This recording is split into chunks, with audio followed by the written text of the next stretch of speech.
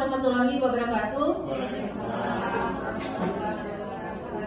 Yang terhormat Bapak Kepala PTD Puskesmas Tanjung ini, Bapak Ahmad Dhani, Ibu Kasubag TU Puskesmas Tanjung ini, Ibu Nurul Hasan, rekan-rekan sejawat teman dokter, rekan-rekan ketua tim hukum beserta anggota hari ini yang sempat hadir, di mana hari ini kita alhamdulillah bersyukur kita bisa melaksanakan kegiatan rapat bulanan tim mutu.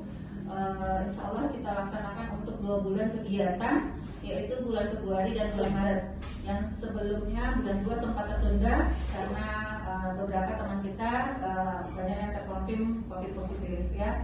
Alhamdulillah hari ini insya Allah kita bisa melaksanakan kegiatan ini dengan lancar, cepat, tepat ya, karena cukup banyak materi yang harus disampaikan oleh rekan-rekan sekalian.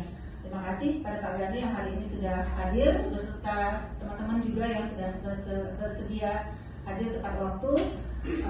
Kita mulai hari ini dengan pertama seperti biasa melakukan pemaparan kegiatan dari rekan-rekan dari Pokja masing-masing, dari tim mutu, ada tim mutu admin, UKM, PMKP, PPI, K3, ya, kemudian survei kebutuhan masyarakat, survei kepuasan pelanggan, serta dari rekan-rekan di tim audit internal. Ya, kemudian nanti kita bisa minta apa yang menjadi rekomendasi dari teman-teman sekalian bisa diterima dan kemudian dilaksanakan, diaplikasikan oleh kita semua dengan tujuan tidak lain adalah untuk baik untuk dari segi manajemennya, administrasi, manajemen maupun UKP dan UKM. Terima kasih sekali lagi. Untuk tahap pertama ini saya minta dari rekan tim admin untuk melakukan pemaparan bulan 2 dan bulan 3 kegiatan. Silakan. Sebagai ketua tim itu Puskesmas Tanjung ini, kami dari tim admin akan memberikan paparan tentang kegiatan kami pada bulan Februari sampai dengan Maret 2022. Untuk Februari 2022, survei pengukuran kepuasan pelanggan atau indeks kepuasan masyarakat itu tercapai target baru 16%. Jadi dari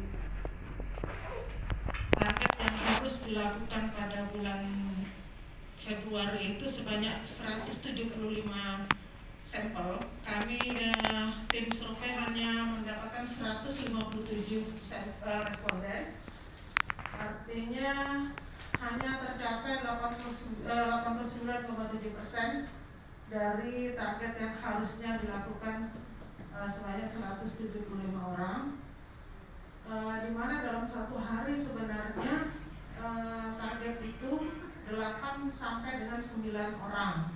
Tetapi di sini belum tercapai, masih banyak kendala yang dilakukan setiap hari pada jam pelayanan pagi hari. Kemudian lagi pelaksanaan audit mutu internal yang kedua, tim audit capaian baru 16%. Itu dilakukan sesuai dengan jadwal Januari Februari. Kemudian lagi yang ketiga adalah akar Senin pagi. Di sini kendala kita bahwa ada surat edaran kita masuk PPKM level 2 peniadaan apel pagi. Jadi apel pagi itu hanya 6,2%. Belum bisa kita laksanakan untuk apel pagi. Kita akan melakukan kegiatan bulan Januari, Februari ini Februari ya, bulan Januari. Pembagian tugas ya di indikator daripada Pokja mutu OKM ini, yaitu satu indikator mutu OKM. Ini kami bagi tugas ya. Yang pertama yaitu KIK, itu Ibu Trisriani penanggung jawabnya. Yang kedua TB Paru itu Ibu Kenny Carmila. Yang kedua indikator mutu prioritas puskesmas ya. Yang pertama imunisasi itu Ibu Asmara Dewi. Yang kedua IPA tes Ibu Liza Hernita. Yang ketiga indikator mutu unit layanan puskesmas. Yang pertama yaitu hepatitis, saya sendiri itu Pujiati. Yang kedua Biari dan ISPA itu Renti Delvina. Anggota kami tidak banyak, ada 5 orang. Ini pada bulan Januari waktu rapat itu ada 3 orang yang rapat ya dari Januari itu. Tapi ada kemajuan pada bulan Februari nambah 1 orang, 4 orang ya.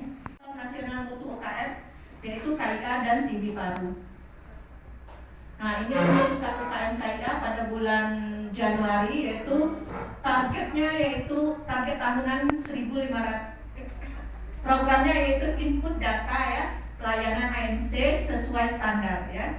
Itu target tahunannya 1.509 atau 100%. Pada bulan Januari itu targetnya 129 atau 100% harus terinput semua.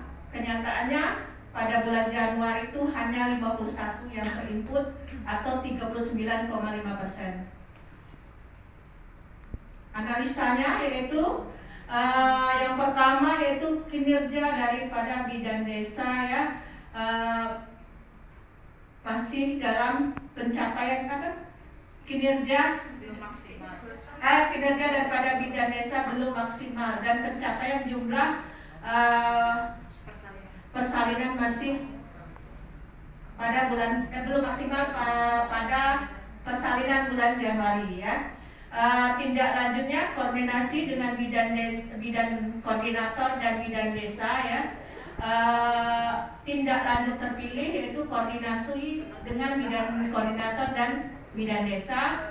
Ini sudah dilaksanakan pada minggu ketiga pada bulan Februari. Hasilnya sudah apa hasilnya?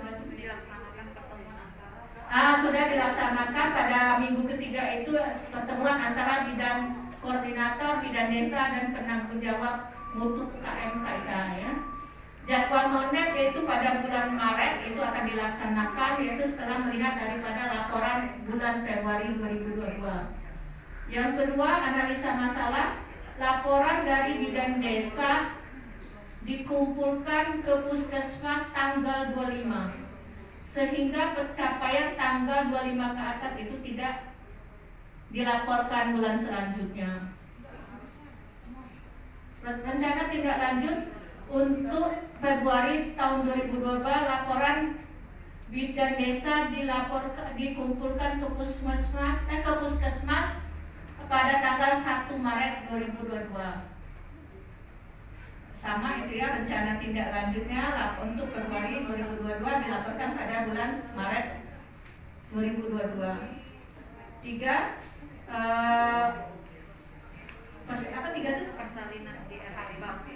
Persalinan di rumah sakit bank tidak melapor ke puskesmas ya. Februari yang pertama yaitu KIH input data pelayanan MC sesuai standar itu sasaran bulan Februari itu 127.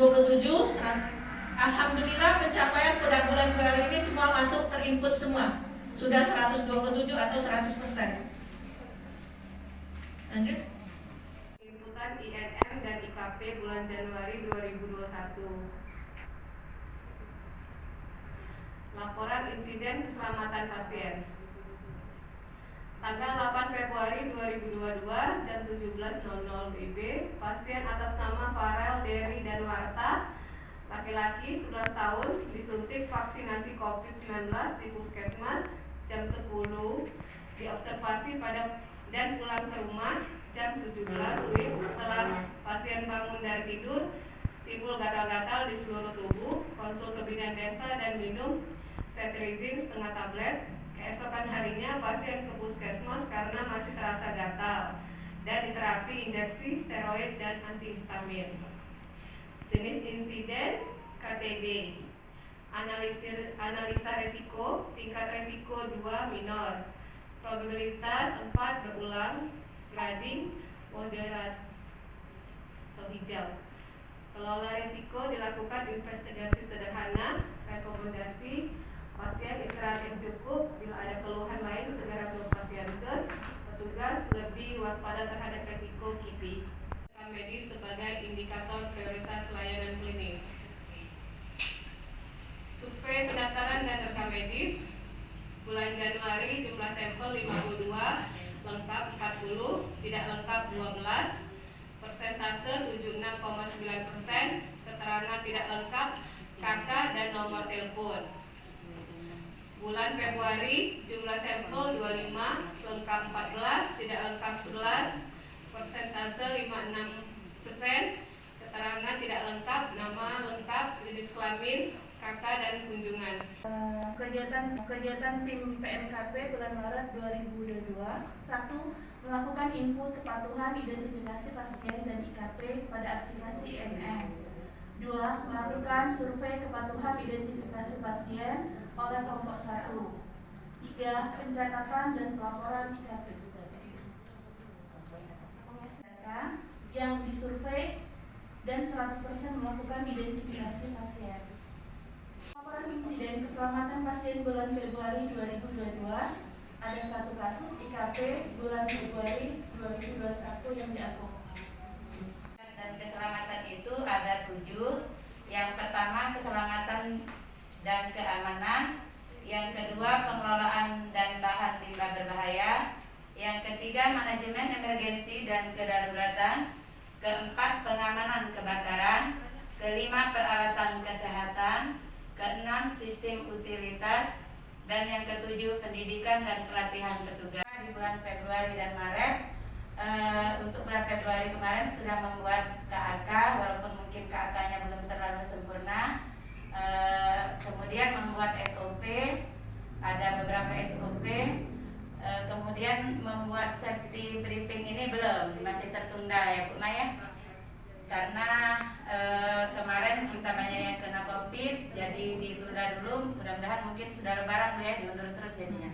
Mohon maaf.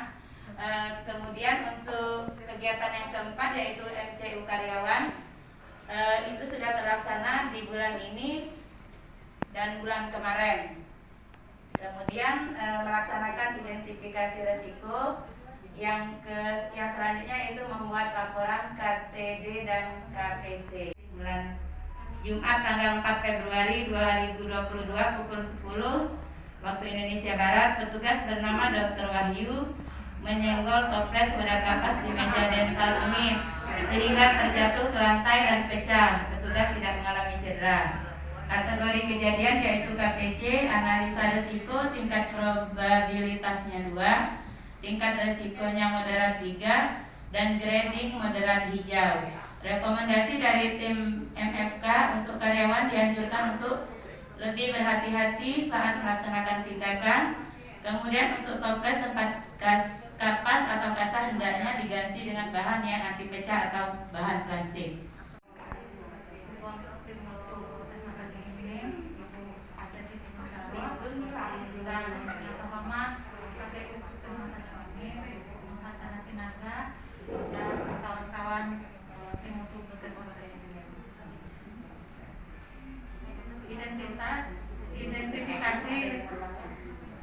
Identifikasi resiko bahaya K3 di Puskesmas Tanjung Gineng.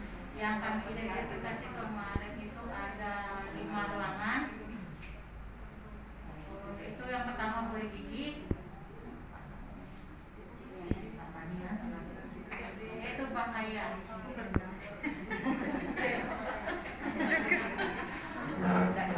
Bahaya fisik yang ada di sini itu cahaya komputer, deskripsi bahayanya radiasi komputer, pekerjaan yang terjadi,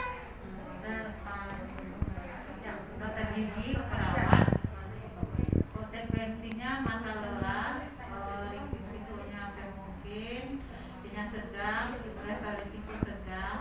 Rekomendasi tindakan pengendalian tambahan yaitu monitor anti radiasi dengan puncaknya kepala puskesmas, pelaksana, petugas poli, tanggal dan ininya sudah diberikan, anti radiasinya sudah terpasang.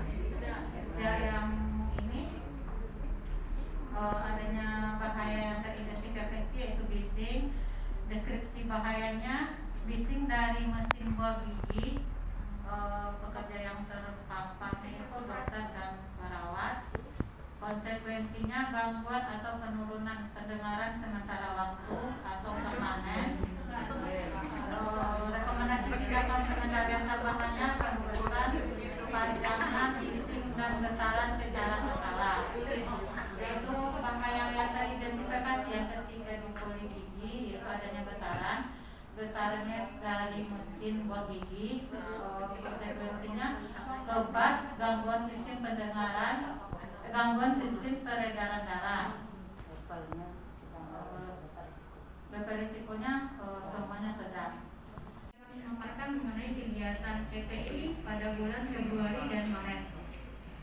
PPI beranggotakan 9 orang. Saya sendiri, Ibu Marlinda, Ibu Lindiawati, Ibu Asmara Dewi, Ibu Mariani, Ibu Eni Carmila, Ibu Surnani, Ibu Supriyatin, dan Bapak Ahmad Sabri. Jadi untuk bulan Februari, dari 74 petugas yang harusnya diaudit, ada 48 yang diperiksa, di mana presentasinya semuanya 100%. Hal ini terjadi karena pada saat bulan Februari banyak kita yang libur aja ya, istirahat. Grafiknya itu 100%. Kemudian untuk kepatuhan kebersihan pelanggan, targetnya adalah 85%, tetapi aktualisasinya 71,43%.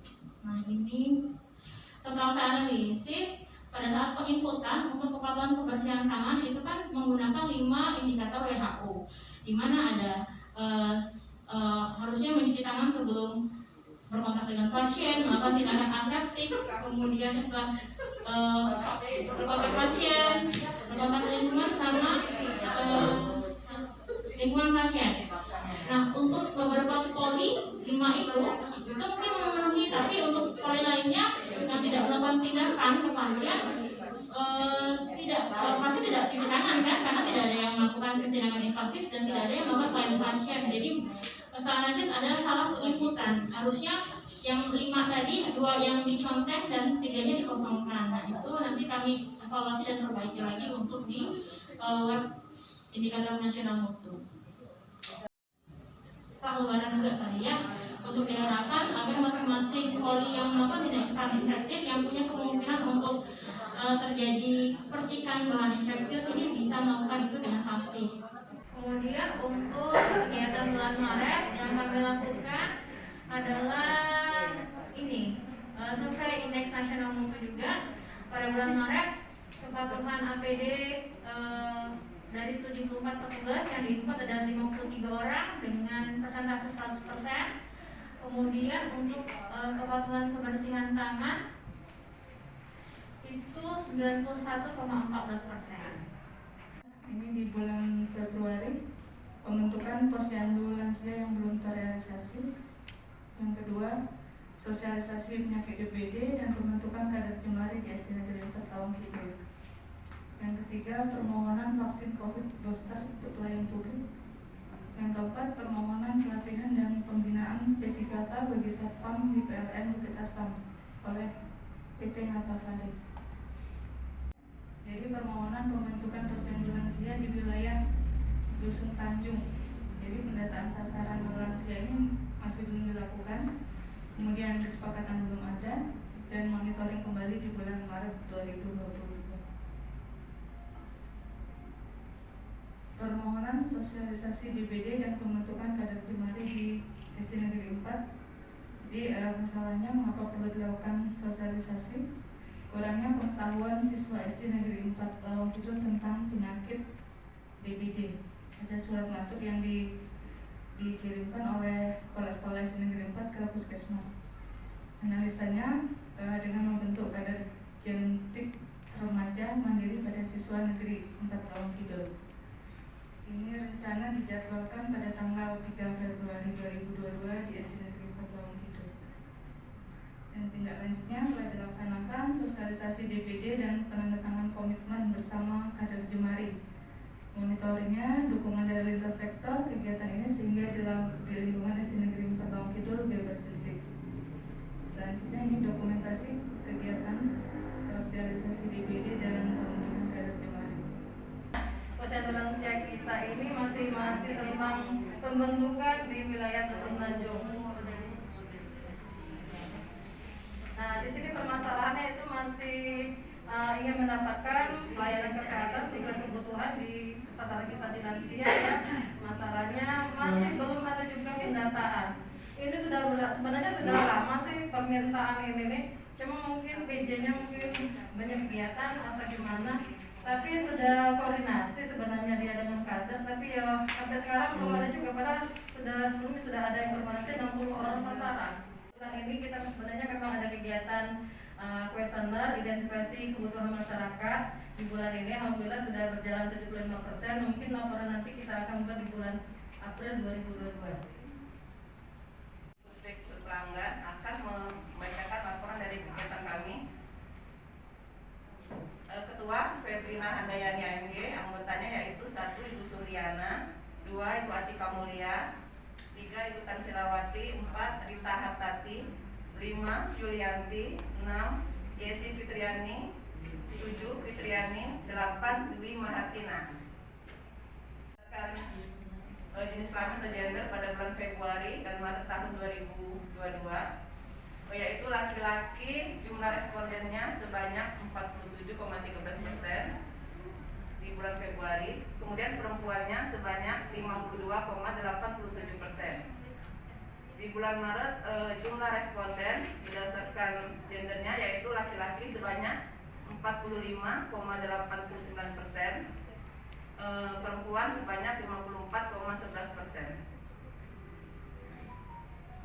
Kemudian responden berdasarkan usia bulan Februari dan Maret tahun 2022 yaitu usia 15 sampai 44 tahun sebesar 70,70%, usia 45 sampai 65 tahun sebesar 29,30%. Kemudian usia 15 di bulan Maretnya yaitu sampai 44 tahun sebesar 67,81%.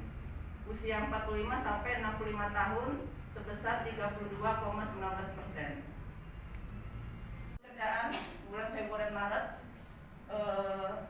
pekerjaan dari PNS sebesar 1,27%, Polri 1,27%, bidang swasta 19,75%, yang wirausaha 24,84%, dan dari pekerjaan lainnya sekitar 52,87%.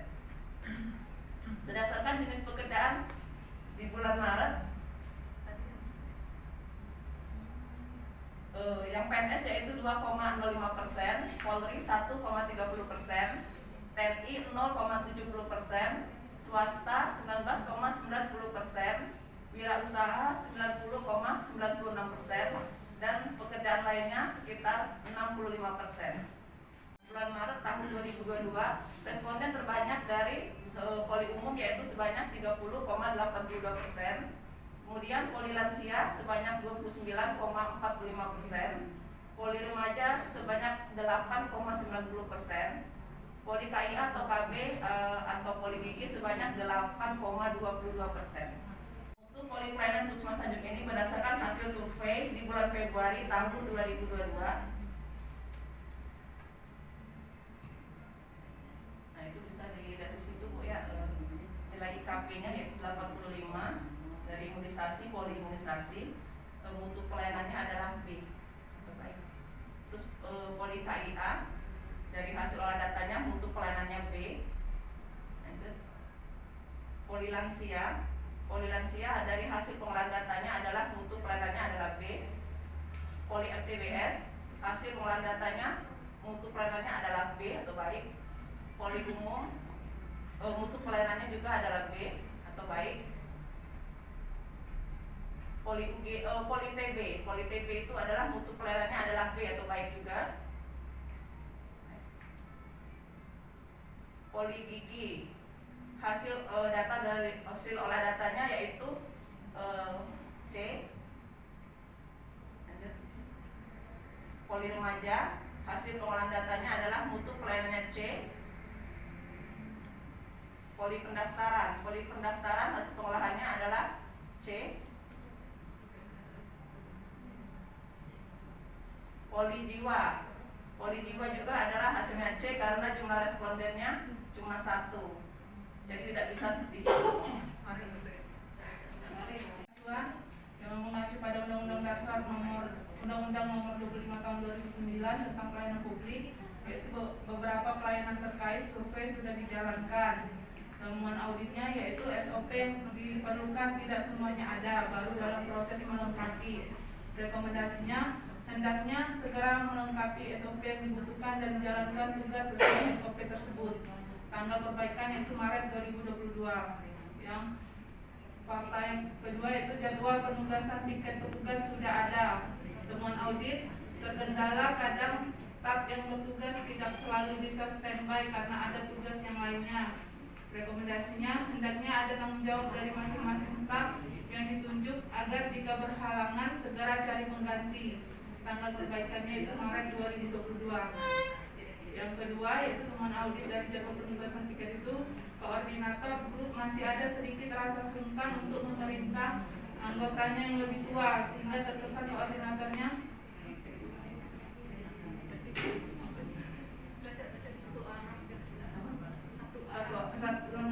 terkesan koordinirnya satu arah. Rekomendasinya koordinator tim harus berani memberikan komando yang menjadi tanggung jawab dan para anggotanya. Tanggal perbaikannya itu Maret 2022. Lanjut tentang jadwal yang selanjutnya yaitu beberapa pelayanan terkait survei sudah dijalankan. Temuan auditnya yaitu SOP olah data tidak ada. Rekomendasinya hendaknya segera dibuat SOP oleh olah data agar ada akurasi data yang dibutuhkan. Tanggal perbaikannya itu Maret 2022. Tentang jadwal penugasan, temuan auditnya itu terkendala kadang staf yang bertugas tidak selalu bisa standby karena ada tugas yang lainnya. Rekomendasinya akan ada penambahan personil dengan tenaga TKS yang baru. Dan untuk sekarang ini udah ada, yaitu yang kedua penyebaran pengambilan data survei dokumentasi kegiatan audit.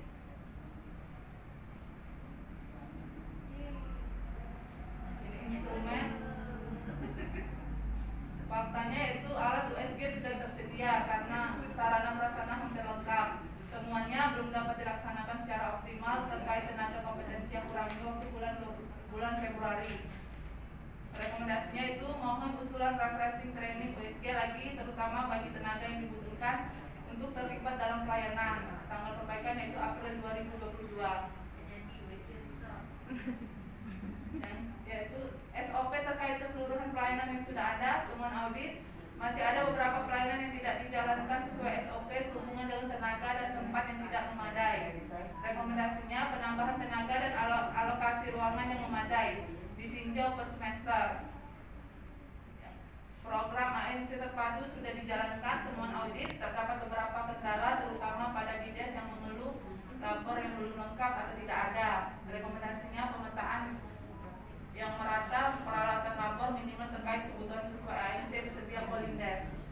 Tanggal perbaikan April 2022.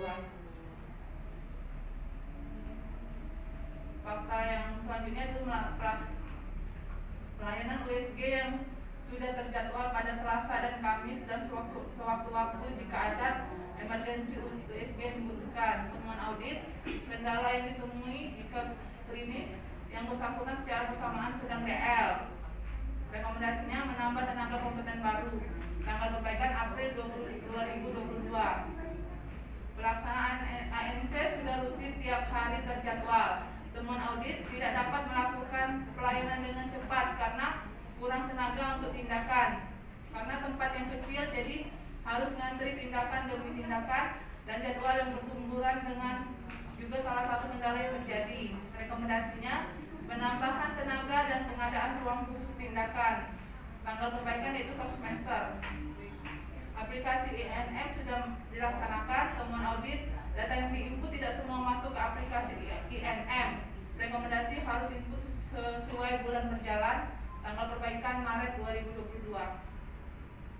Yang selanjutnya itu pelayanan tindakan KIA dan KB berada dalam satu ruangan yang sama. Temuan audit antrian perlakuan tindakan, pelayanannya lama, penuh kisruh ruangan KIA KB akibatnya pelayanan yang terjadi kurang nyaman.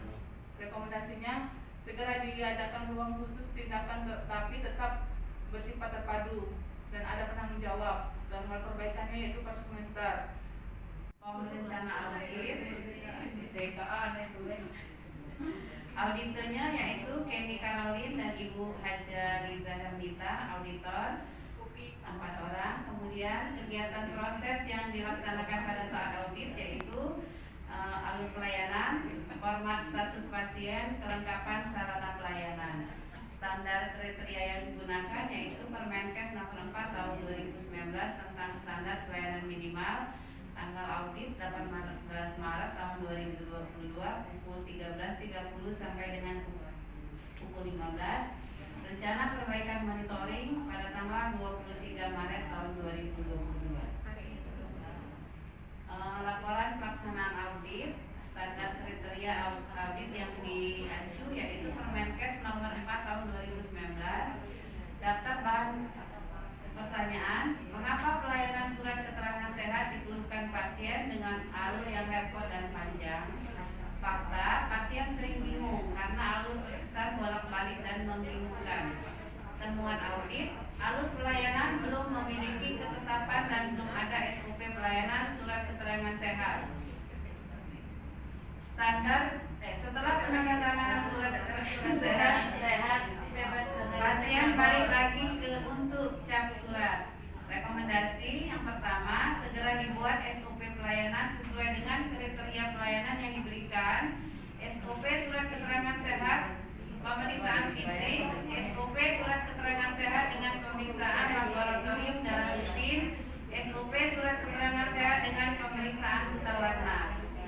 Kemudian yang kedua rekomendasinya yaitu pemberian cap basah dilakukan di poli oleh maksudnya bukan oleh dokter pemeriksa di ruangan tempat